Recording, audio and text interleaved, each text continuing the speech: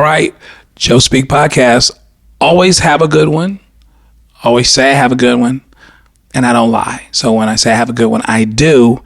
Here, my sister is with me, Toni Momberger, the editor of Follow Our Courts, famous Redlands person, and all around research guru out of necessity, which we'll hear more about. I want to preview this a little bit. Toni, how are you doing? I'm doing great, thank you. It's good to see you. I'm going to preview that. We got to talking and we said, first of all, we did this before. We have pretty good success. Good things come out of our little, our little talks. But we're going to create something where we do this regularly, like Time with Toni or something, or Toni time, or Toni time, something. I don't know what it is, but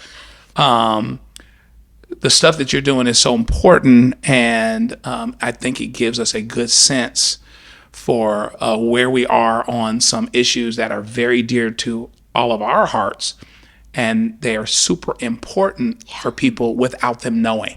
Right? Yeah, exactly. Particularly as it pertains to court resources. So I think the place to start, if we will, is for those that don't know, for those that have been under a rock somewhere, let them know kind of what you're doing now. Okay.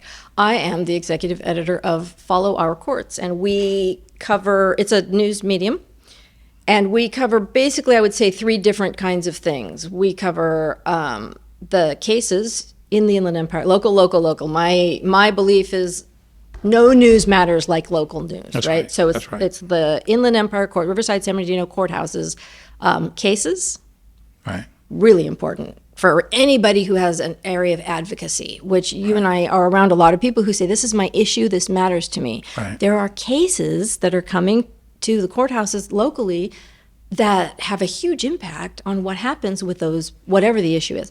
Right. So we cover the cases. We cover the legislation, right? All of these cases are based on laws that local legislators, right? We're electing people, not only to smaller level government like municipal government, but all the way up, as far as I'm concerned, I'm not going up to the governor, but state senators, assembly. These laws that they're making are things that we should be paying attention to. When we vote, we want to know, what are they endorsing? What are they supporting? What are they writing? When are they not voting? Yeah. So we're covering legislation and legislators. And the third thing is, what is happening with the courthouses, legal news in general, right? The courthouses in the Inland Empire, and by that I mean San Bernardino Superior Court, Riverside Superior Court. We also have an appellate court and a federal court here in the Inland Empire. They're both in Riverside. So I'm covering generally those 3 areas. I shouldn't say I'm covering. I'm assigning and overseeing coverage of those 3 areas. And what I have learned, not only, wow, is this stuff really, really relevant to everybody who lives in the Inland Empire. This affects everybody. But it's interesting. Holy wow, is it interesting? And I should add a third point. People are unaware. People are unaware of what's happening. Right. So that's huge. So let's talk a little bit about your MO. You are the most prepared research person I think I've ever met, like in the universe. Thank you. Like, from being the editor of Redlands Daily Facts for many years. Actually, we had a private bet. When did you end at the Redlands Daily Facts? We were talking about this offline here. The last day of April 2016. 2016. I said 15, 16, so I got that right. So, between that and then being on, Redlands City Council, quote, first-time politician, but more prepared than anybody in the room. And so now, here you are in another job where you get to not only serve the Inland Empire, but that your research prowess is incredibly important. So tell me about the window through which you started to look at things and started to find issues as it pertains to Follow Our Courts and the courts. So I got this job not knowing anything about legal issues. I don't know the law. I don't know how, I shouldn't say no, I didn't know how does a trial work? What's the difference between the levels of appellate courts? And I had so much ignorance, but I didn't care because I'm not the reporter. The problem is, as an editor, right, a story gets turned into me, I have to look at it and say, what could be missing? What could be interpreted the wrong way? Right. How can we be the most responsible with this storytelling? Sure. Which means that every time I got a story, I had to open up the internet and learn what I needed to know to edit the story. That's the way I was the real estate editor before, and when I was offered this job, which was to create this publication and then run it. Mm-hmm. And I thought, well, I've done that before. I did that with the real estate sections for all of Los Angeles News Group at the time. And I said, I can do this. I don't need to know about the law yet. I'll learn it as I go for editing purposes. So it involved a lot of research. But when we started, we were in the pandemic when I started doing this, and I'm having all these meetings on Zoom, and here are the presiding judges giving states of the courts, because I started on June 1st, so we're between fiscal years, and that's kind of when you get the big updates. And I was shocked. They're talking about the states of the inland courts, and they're saying, well, the pandemic shutdown, because the courts shut down, right? Right. The pandemic shutdown means these cases aren't being tried.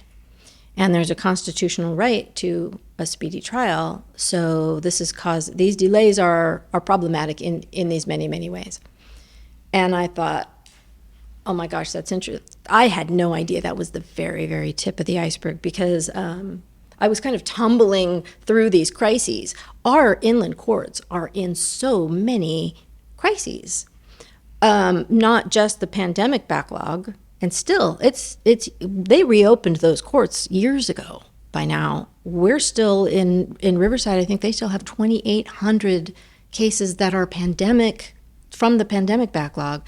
In addition to, I'm going to talk about a lot of other things that are causing this, but wow, there's a judge vacancy crisis happening in the Inland Empire. There's a courtroom shortage crisis. There's a court reporter, because I'm thinking, oh my gosh, we've got all these other crises, and then I start talking to people, and they say, well, the biggest problem is the court reporter shortage, and I'm like, there was another problem, and it's the biggest. Like, it just felt like it was snowballing, and both of the superior courts will tell you that there has been dramatic underfunding coming into the Inland Empire from the state. The superior courts are funded by the state of California.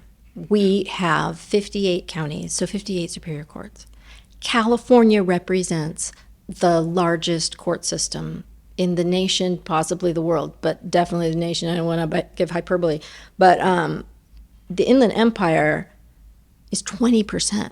By population, 20% of the state of California.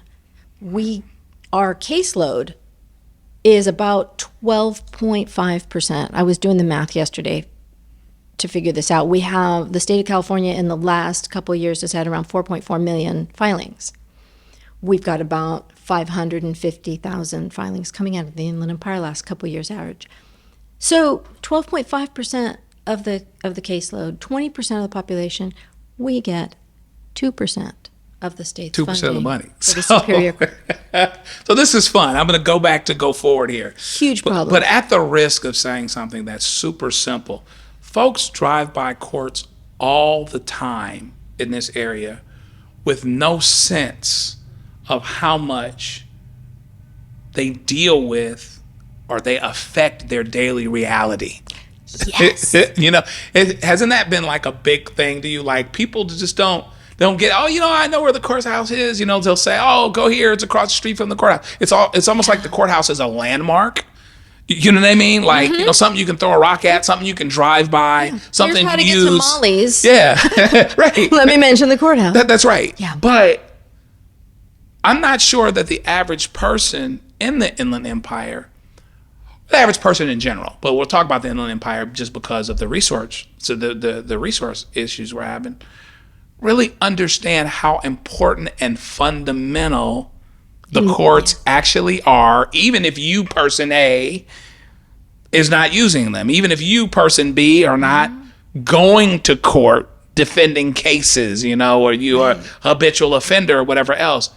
Talk a little bit about how, this is one of the many things that we aren't aware of in terms of how important they are for all of us. Every element of a person's life. And I mean, if you're an educator, if you're in healthcare, if you are in a labor union, like it doesn't matter if you're a stay-at-home family member. The cases are setting precedent that are going to affect your ability to earn money or run your home. But more than that, if you get accused of a crime, we watched a video in Mr. McCotter's class in high school, Redlands High School back in the 80s, where this guy, he has to pee real bad. He's coming home late at night. He stops on the side of the road and pees like at a tree. And an officer comes, and this guy just happens to fit the description of somebody who's wanted for a crime. And he ends up getting arrested and getting accused of a criminal felony. And it was, I don't remember why we watched this video, but it really scared me. Sure. That an innocent, and I've seen it happen. I've witnessed more stories. I think of that video we watched. If you get accused of the crime in the Inland Empire, your constitutional right to a speedy trial is not going to be what you expect. Your expectations are not probably going to be met, right? Because we've got multiple things. I was writing down, I didn't even get all of them, multiple things preventing trials from occurring on a reasonable schedule. The other thing is, if you are a victim of a crime, right? These aren't things we plan on. We don't plan on being falsely accused. We don't plan on being a victim of a crime. You may not get to have your day in court and accuse the perpetrator or who you think is the perpetrator in a timely way, or maybe ever. There are cases getting dismissed by the thousands. Mostly, so the law says you have to have a court reporter in the room for certain kinds of cases, and they're criminal cases, family law, while among those is domestic violence cases. Yeah. In the Inland Empire, I don't know what they were pre-pandemic because I can't find those numbers segregated out in the state data reports. But starting with the pandemic, I'm scrolling down domestic violence case numbers for all the counties, right? And the Inland Empire counties are far down the list because they're alphabetical. And I'm looking at numbers, 2-digit numbers. This is per year. And I see a couple 400s, couple 200s, and then we get to Riverside, 5,000 plus. Then we get to San Bernardino County, 5,000 plus, right? There's a 1,000 in there, sprinkled in maybe 2 or 3 of those, and then also, and worse, San Diego with 8,000 plus, and LA County with 17,000 plus. But you're talking about, the reason I looked this up was because at the State of the Courts address in 2021, then presiding judge Michael Sachs said, domestic violence cases, oh my gosh, we're seeing 3 to 4 today. So I looked up these numbers. They're really bad here. They're really bad here. When a domestic violence case gets dismissed, the restraining order dissipates. So this is a really big deal. This is really problematic. Anyway, we have so many ways. I'm discovering so many ways that these cases matter to people who don't think this news is maybe for them. Like, I don't need to follow that. I can drive by the courthouse and it won't mean anything to me. You can tell me there's good work being done in there and I'll just go with it. Like, they don't think about the arrests being made within school districts, some of the things that are happening there. If you've got children, these things affect you. There was a really interesting, I could do a whole, maybe we should, whole podcast on some of the interesting cases we've reported. Oh yeah, for sure. But there was a school district employee who was not a teacher, but he was an adult and he was responsible for these children. They were off campus think they were coming back from a field trip. They stopped at Jack in the Box, and he gave weed to a student, and that was, they family filed charges, and they were dismissed because he was found not guilty. I mean, this stuff is interesting. He's not a teacher. They weren't on campus. Like, there were elements. I probably shouldn't bring that case up without having reviewed it talk about research, because I don't remember exactly what the charge was, but the reason it was dismissed was because of what the charge was. And anyway, I've way digressed, but the cases are interesting, and just it was a very long answer to your point, which was, this is relevant. This stuff is interesting and relevant. I'm loving it. This is what's interesting about what I'm seeing. I want to get your comment on it. The whole idea, as some people know, we have a case about state resources, and we go through the eye of the whole marijuana situation in terms of the expungements that were supposed to have occurred as of the beginning of last year. None of them had happened in our counties. But LA had done 66,000. Santa Clara had done more than 10,000, I believe. And even though there is an argument that, okay, maybe the county or the DA are making some decisions, you still have the effect of, even if you give us all the same money Hold on, to deal with this. Back up. Right. We needed to tell the listeners what you were talking about, Right, first yeah. of all. I'm gonna go. I know this is your case. I'm gonna run with it. Okay, good. Thank you. So in 2017, California legalized marijuana, recreational marijuana. There's all kinds of confusion about there's federal laws that conflict with the state laws, and local laws may conflict, but that's neither here nor there. The 2017 law said, if you have a conviction for something that is no longer illegal regarding marijuana, because there's all kinds of, right, there's selling it, there's growing it, there's using it, there's carrying it, you can have that expunged. That can go away. That's right. And you can proceed to do it now. So in different counties, it doesn't just fall off the record. You have to use court time and resources and personnel to have this processed and officially deleted from your record. That's right. And they were supposed to do it without us having to file a motion or any of that type of thing. It was supposed to automatically go into the pipeline to get processed and disappear. In many, many other counties. And let's also say, in counties that have more money, Right. Generally, not from the courts, but where the residents have a lot of money. Coastal, tourism towns, that kind of stuff. This got taken care of right away. In San Bernardino County, Riverside County, not a single one has been processed. We don't have the court. When I say our courts here have been historically underfunded, dramatically, shamefully underfunded. Yeah. I'm talking about cumulative effects over decades Right. of not having enough money to get the job done. The judge, we are in a historic judge vacancy crisis, although I'm going to get to the part where things are starting to get better. Right. The And latest- some of the expungements have occurred, but my best information is that they're not done. They're not done. No. But when I say we have a judge vacancy crisis, they're also saying, let's say the state suddenly said, we're going to give you the 50, we're short by more than 50 judges in this area, but we're short by a lot. We need like 150 judges. I wrote that down. Somebody had said, and I can't find the numbers to substantiate it, but definitely about 30 per county we need. If we got them, we wouldn't have the courtrooms to put them in. We don't have courtrooms.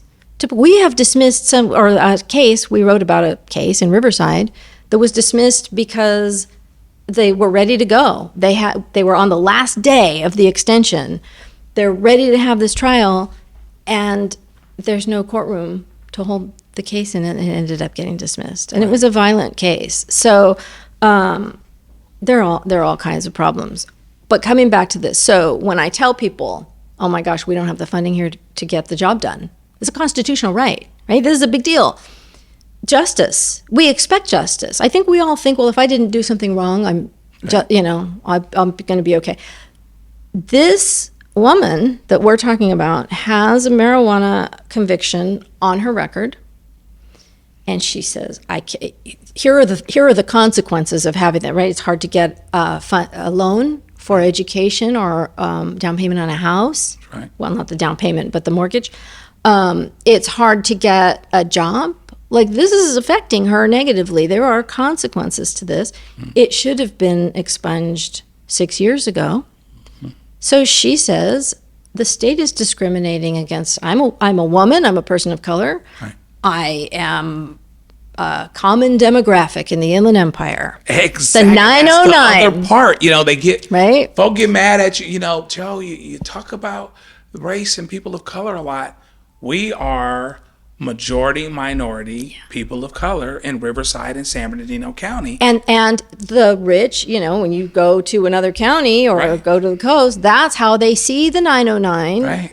It is, she alleges, playing into how much funding we get here. She says the funding is discriminatory. It's ruining people's chances to get ahead, to have equity, to turn their lives around, right? She had a marijuana conviction. She wants to get a degree. She wants to buy a house. She wants to Right. be a responsible, improved person. So, not that you can't be a good person if you have marijuana. I'm not trying to make any judgments. I'm just saying she's trying to do stuff, and she's being prevented because of her past Right. and something that's not illegal anymore. Right. And so she, through you as her attorney, is suing the state of California for the way they fund the Inland Empire courts, which I think is so interesting. Because I was talking to a friend of mine. People say, "What are you doing?" I tell them, "I can't help it." I start telling them, "This is so interesting." Awesome. And they always say, "I had no idea. Right. Why don't I know about that?" And one of my friends said, "Why doesn't somebody sue the state of California?" I said, "Somebody is suing the state of Here California." we are. So, and that's what's interesting about it, I'll add, is that even when this marijuana, let's say tomorrow, they get all the expungements done, the larger issue really, and what the case is about, is that the marijuana situation exposes the larger resource problem. I've made this comparison more than once, where I say, when the state sent the quote, equal money to everyone based on the number of expungements they had to do to each county, and they sent that to us, it was like sending a guy 100 pizzas who didn't have cooks or stoves. Yeah. Right?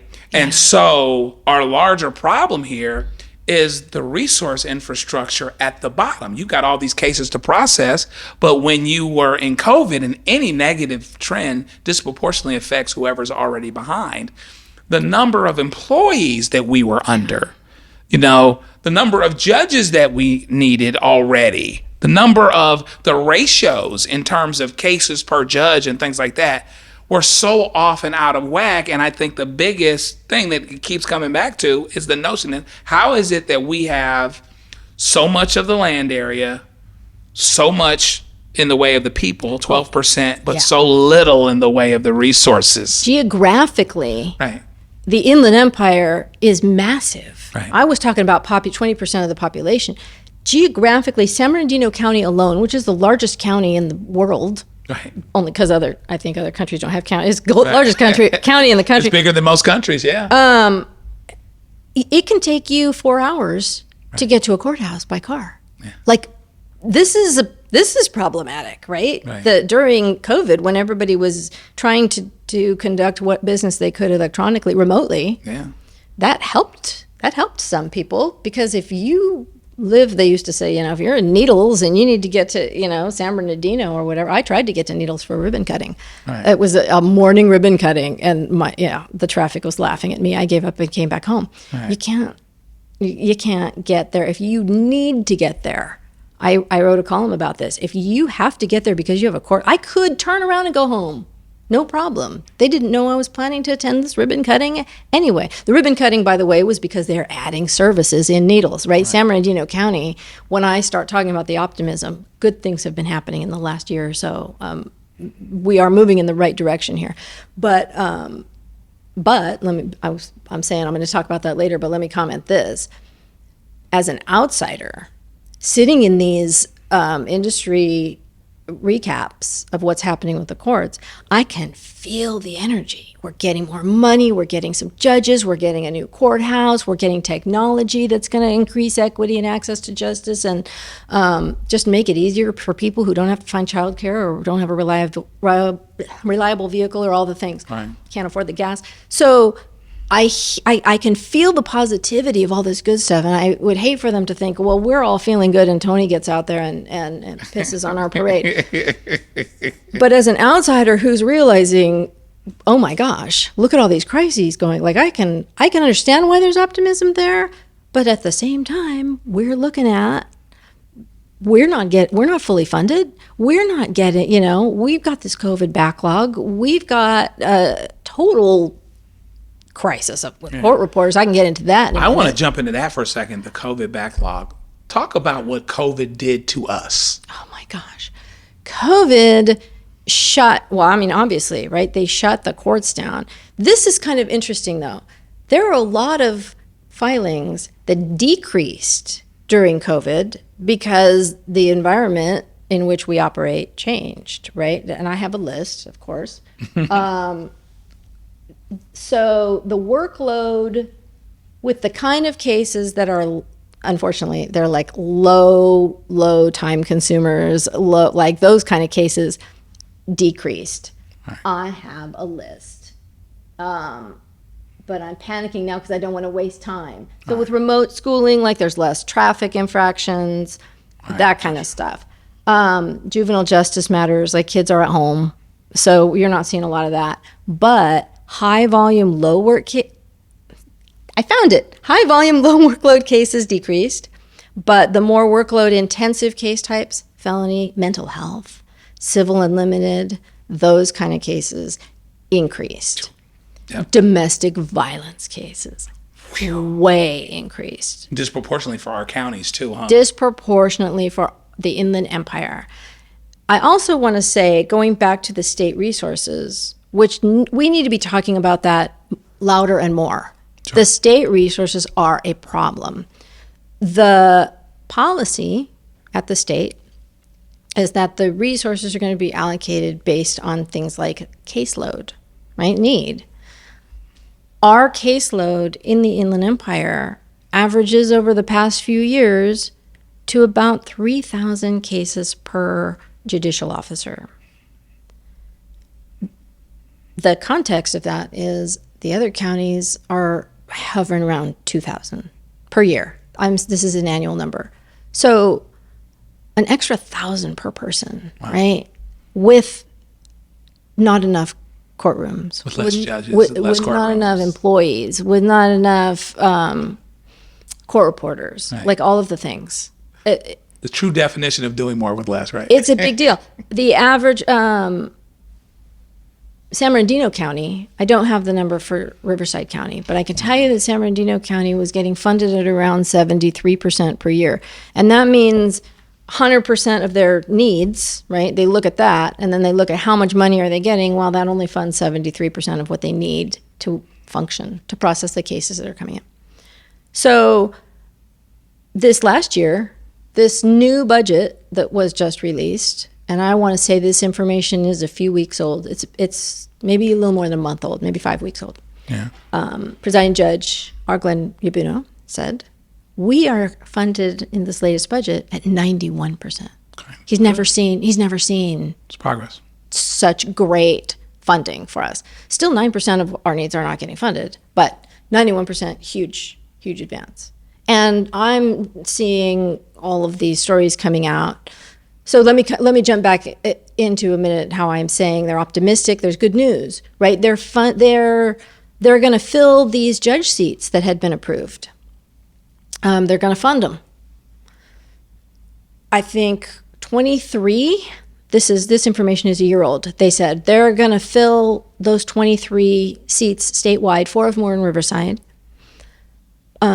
Great news, right? This is 23 judgeships. That's huge. 4 in Riverside. Those judgeships were approved to be funded in 2007. Yeah. 2007. Yeah, still working from behind, big time. So, and not only that, but I can't tell you. The reason I keep saying it's hard to say exactly how many judge vacancies we have in this. There are people who know it's a concrete number. I have trouble keeping track of it because they'll be like, I'm watching the stories trickle through. We just appointed 4 more. We just had the election in November and swore in, I want to say, 2 judges in San Bernardino County and like 6 in Riverside County. Right. But on top of that, they're filling appointments. We're getting stories that they filled probably another 6 seats. Right. But you also have like 9 judges retired. Like, it's fluid. It keeps. Right.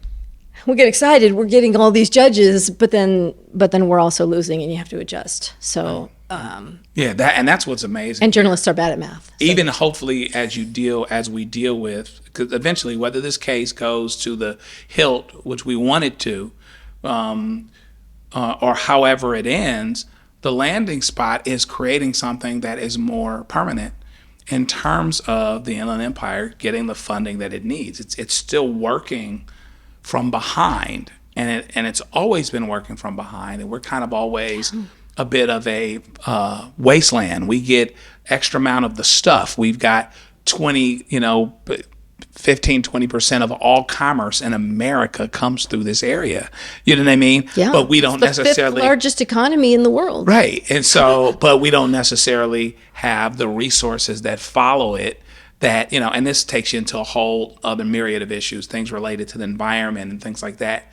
Talk about some of the peripheral issues that you see from a resource standpoint related to the Inland Empire area, our counties in particular, the places where you see problems just because of how we're perceived, how we kind of get the short end of the stick, and where that goes. I mean, you could answer that. You could take 2 years answering that. I could take a long time answering that. And this is kind of the same question as what did the pandemic do to us, right? So you look at these 2 counties, historically underfunded, lots of criminal. I've got the numbers here for the criminal cases for the past several years. In the 20,000s, I think, per year. I should look at them before. 230,000 criminal cases when the pandemic hit at the year 2019, the fiscal year 2018-2019, in San Bernardino County. So I just don't have the other tab open. Okay, so the caseload for criminal cases in Riverside County, just about the same, 255,000 that year, that fiscal year. So we've already got a backlog because we're already struggling, right, to keep up with the caseload in both of these counties. Then you shut the courts down for a long time. Right. And they're trying to reopen. I remember in January of 2021, January 2022, when the Omicron made its big resurgence, they had reopened the courts, and they're trying to have these cases. They can't get a jury. They can't get a 12-man jury, 12-person jury because of they can't staff.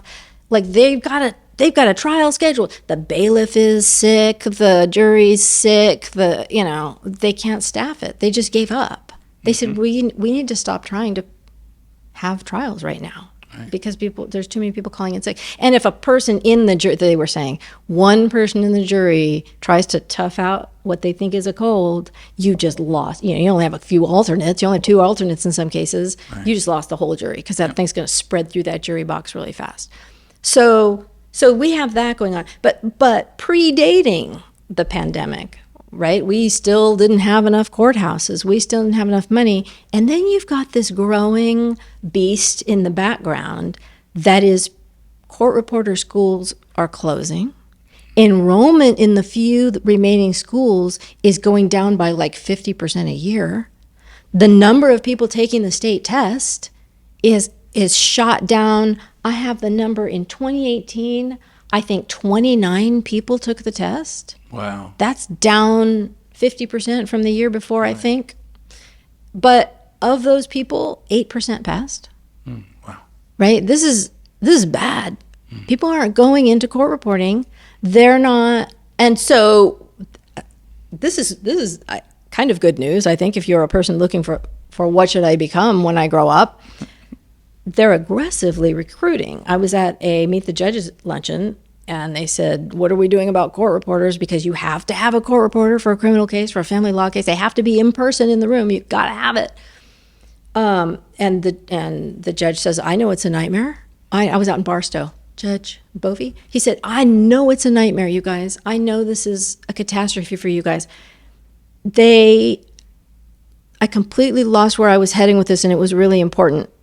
They can't, sorry, you're going to have to cut part of this out because I lost my train of thought. The totally court do. reporters, Talk about the larger issues from a resource standpoint in some of these other areas, environment and et cetera. And you said this is really kind of almost re-asking the previous question about what the pandemic did to us. yeah, it took all of these crises and just made them worse. Right. And so, Except, no, I'm coming back to that. Except that we realized remote attendance at a trial, we can do that, right? Yep. We can put technology. This lit the fire to get technology that kind of could be done. That people were thinking maybe one day we'll institute policies around technology. We'll invest in the equipment.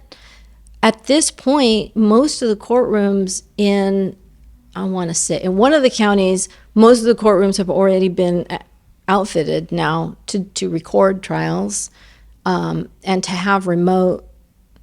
I think it's San Bernardino, and then in Riverside County they all have. Right. So we've what that has done for witnesses, that you don't have to fly from, it makes trials cheaper if you don't have to fly a witness out from another state. Especially because I learned about this, judges are so frustrated because they'll have a trial date, and then the morning of the trial, one of the attorneys will say, we're not ready. So there's been an issue with a witness, or we can't.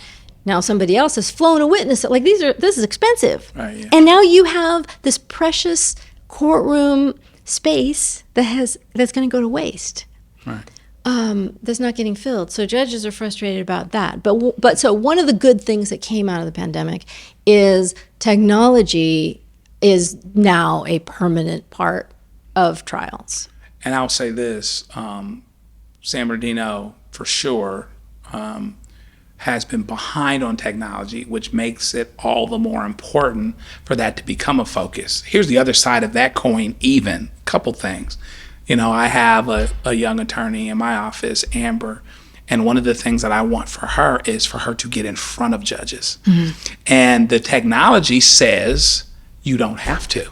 We've always been able to do court call cases, where you call in on a court call, you pay for this service. But now we're checking with the clerks to say, is this particular judge want people not to be there because of these concerns and because of these worries? Because if they want us there, we still want to go, because among other things, it used to be an advantage if you show up and the other guy is calling in, and to have the relationships with the judges and to have them know you or whatever else. The other thing that's a double-edged sword, even though the technology is good and it's important, and hopefully it helps us to deal with some of the notions of being able to make more trials go and some of that kind of stuff. The other thing that's a potential difficulty is the idea of when you're making your trial presentation, it's better in person. Yeah. And so if you really want you want a good witness or a bad witness, and you really want the jury to get the effect of it, you want them there and you want the jury there. And so it's created a whole myriad of new problems in terms of even San Bernardino and Riverside County and I forget what the exact issue was, but it was partly about being able to have juries, how they had to be positioned in light of remote versus not. And the counties themselves, the presidings in the counties had different positions on some of those things. So it's been really quite a moving target. So maybe the technology thing helps us to do more with less, but we're still coming back from so far behind, particularly when I think from a data standpoint, the effect of, for instance, someone not being able to get their job or whatever else for X number of years because it took them 2 to 3 years longer to have a record cleared or whatever else, on some level is quantifiable. That's where I was going with it. Thank you. Right. Getting a job as a court reporter Yeah. I'm coming back to this because this is exciting to me. When the judge said, we are actively recruiting, we are aggressively recruiting San Bernardino County, I got on my internet and said, how much let me look at this job listing, how much does it pay? Yeah. With benefits, when you add in all the vacation benefits, that's like $158,000. Like, it's good money. Nice. You don't need a college degree. It's a good job on paper and flexible too. You just need to go to court reporter school or a community college and pass the test, pass the state test. Oh yeah. Oh, it's good stuff. Pretty good there. But they're saying, I think that you make more in private practice than you do working for the courts, and you get to charge per case and all the thing. But don't do that. Don't go into private practice. Don't work for the courts. Yeah, I mean, so we could go on forever with this, and we're going to. This is how we're going to do it.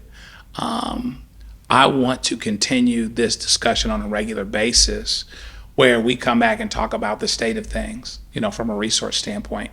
I think that we've bounced off, some potential, future issues, the number of cases dismissed, right? Some other things that you were mentioning, the history of the law in the Inland Empire, a lot of things out there that will help give our citizens a piece of the puzzle. There was a wrestler I really liked that used to say, how do you know where I'm going if you don't know where we've been? Yeah. And so I think we're going to take some opportunities, if you're willing. Not only does it allow us to visit and talk about mom and say, okay, I'm taking her to lunch, you take her to lunch, but to really be able to continue the discussion and educating people on what they need to know, how much these things that are going on affect them. I'm excited about that prospect of doing that. Me too. When you mentioned it before the camera started rolling, I immediately started coming up with a list of things, different topics for each time. I can hear the wrap up. I can feel it. No. I want to say one last thing, Yeah, sure. because this really struck me, and I wrote it down when he said it. In one of the state of courts a year ago, one of the presiding judges said, if a new courthouse was approved today, talking about the courthouse shortage, and building started tomorrow, it would take 15 to 20 years to build that new courthouse. There is money for the first step in this process, which is a feasibility study. So we are not 20 years from a new courthouse, right? But kind of on the bright side, the other presiding judge just gave in the state of the county in January, I think it was January, said we need this many court reporters. I think they need about 25 court reporters. But we're going to need, by the time the new courthouses there are 2 in Riverside County that are being under construction right now, one in Menifee, one in Indio. They said by the time these are up and running, right, we're going to need another, I can't remember off the top of my head, they're going to need about 150 court reporters by 2024. Yeah. So keeping in mind, if, we don't have enough judges, but if we had the judges, we wouldn't have the courtroom to put them in. But if we had the courtrooms to put them in, we wouldn't have the court reporters to run. So it's a whole bunch of crises, right, adding up to. But good news, everything's moving in the right direction. Yeah. And when we talk about the technology that's in place already to record trials, one day it may be legal. There is movement here. One day it may be legal to record the trials and have somebody make a transcript off of the recording. At this time, for certain cases, you have to have that court reporter in the room. And of course, the court reporters unions are hoping not to change that law, but it's becoming dire. And in the interest of our constitutional rights, this is one crisis that they're trying to mitigate. They're outfitting for it. Right, they can't employ that yet, but there's talk. And that's one of the things that's amazing too, is when you talk about, you need the resources, the money resources to build the courthouse, and you need the time to build the courthouse, then you need the staffing for the courthouse, all of which we don't have yet. This is not about the making of widgets. This is actually about the administration of justice. And so when we're talking about what actually needs to happen, there's nothing more fundamental than things that are dealing with people's life, liberty, pursuit of happiness, freedom, incarceration, fill in the blank. This is really nuts. Let me say, every single person needs to rise up and do what they can to get our area funded so we can have justice. In Aaron Sorkin's version of To Kill a Mockingbird, which was been touring the area, I saw it at the Pantages. Scout comes out at the very beginning, and she says, when the bailiff comes in the room, when the judge comes in the room, the bailiff says, "All rise." Sure, it means you're supposed to stand up, show respect for the judge. But when justice has not been done, we must all rise. Justice is getting done as well as it can. It's not good enough. Our area deserves better. We should all rise. That's right. Ooh, that's good. I want to end on that, but I want you to tell us how to get Follow Our Courts. FollowOurCourts.com is free. It's free to subscribe. So let me say, I don't want to send anybody something they don't want. We have 3 different ways you can engage with Follow Our Courts. Well, I guess there's 4 if you talk about social media, watching the YouTube channel. So you can, when you subscribe, you can access all of our content always. For a person who is interested on stories on a certain thing, they can just get on there and find it. Doesn't matter how old it is. Everything is very searchable. It's well tagged, keywords, the whole thing. You can find it. So for attorneys, this has created a database. If you're doing pretrial prep and you want to search a judge or a motion or a charge or whatever, you can search a town, a person, whatever on our site. So access to content, that's 1. 2, we send out highlights blasts. If you don't want to be proactive and go to our website, we send out regularly. We aim for once a week. Sometimes if we're working on big projects, we don't get as much content out, so we'll send it in a 2-week gap. But it'll just be a roundup. Here are some of the big stories we've done in different categories, and that can come to your email. You can click on the headlines that interest you, or the calendar of events for both counties, MCLE events, fundraisers, award ceremonies, that kind of stuff is listed in there. You can also submit those events for free. Or the third thing is, if you're only interested in your area of advocacy or employment, remember I was saying, if you're only interested in housing issues, if you're only interested in civil cases, if you're only interested in law enforcement cases, whatever you want, there's a list of categories on almost every tab on our website.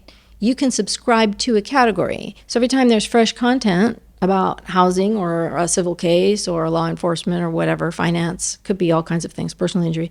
Every time we run a story associated with that, at 5 o'clock that day, you're going to get an email with all of the links to those stories. So you can unsubscribe from the highlights. That's by default. When you subscribe, you're going to start getting the highlight emails. You don't want it, you unsubscribe. You still have access to all the content. If you want to just follow a category, you can do that. You have to sign up for that. You have to click, this is what I want to subscribe to. And those will come every day when there's content. If we're not running any stories on that, you won't get anything. You can do both. I subscribe to all the categories. So every day at 5, I get everything that was published that day. So I just get a daily wrap up of everything that came out. And if you don't want to do any of that, but something might come up that's interesting to you and you might want to subscribe then, although I don't know why you wouldn't, it's free. We're not selling data or anything like that. You can just follow us on Twitter or LinkedIn or Facebook or YouTube, and everything goes there. When it's as soon as I hit publish, I put the link on all of our social media. So you can see always right away what's coming up if you want to engage like that. I am very, very accessible. If somebody has a promotion in their law firm, or they're opening a new office, or they got a new attorney and they want to put that in, they should give me a call. If somebody's got a big case, if somebody has an opinion and they want to submit a commentary, I love it when people engage with the publication. We do live events. We did, and we'll continue to do, town hall fora, candidate fora for all of the people running for judge. Judges have an amazing amount of authority. Their discretion is going to be based on their values and what they've done. And so the opportunity for people to see all of the candidates interviewed before they vote for judges was something we were very excited to offer in both counties last April and May. And we'll be doing that every time. So there's live engagement. We also put together resource packages on the candidates saying, here's a video of the forum. Here's where all the candidates' funding is coming from. Here's what percentage of it is corporate, right? We're doing it. Here's where they stand on the issues. Here's what their experience is. Here are links to their website. Here are the people that are endorsing them. So people could really look at in one link and find out what they needed to know to see who was going to represent their idea of justice on the bench.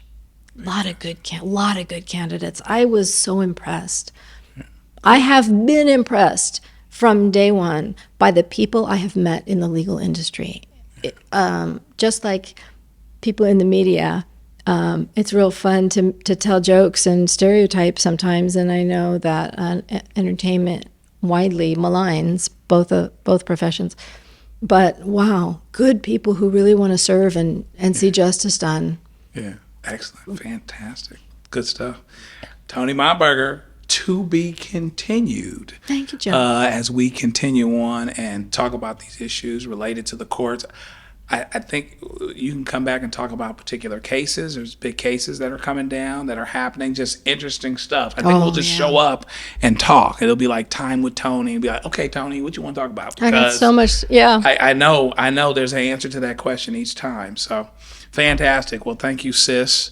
Tell Mom hi. Actually, I'll call her and tell her hi myself. Call Mom. I want to get in trouble. So, all right, good stuff. Joe Speak Podcast.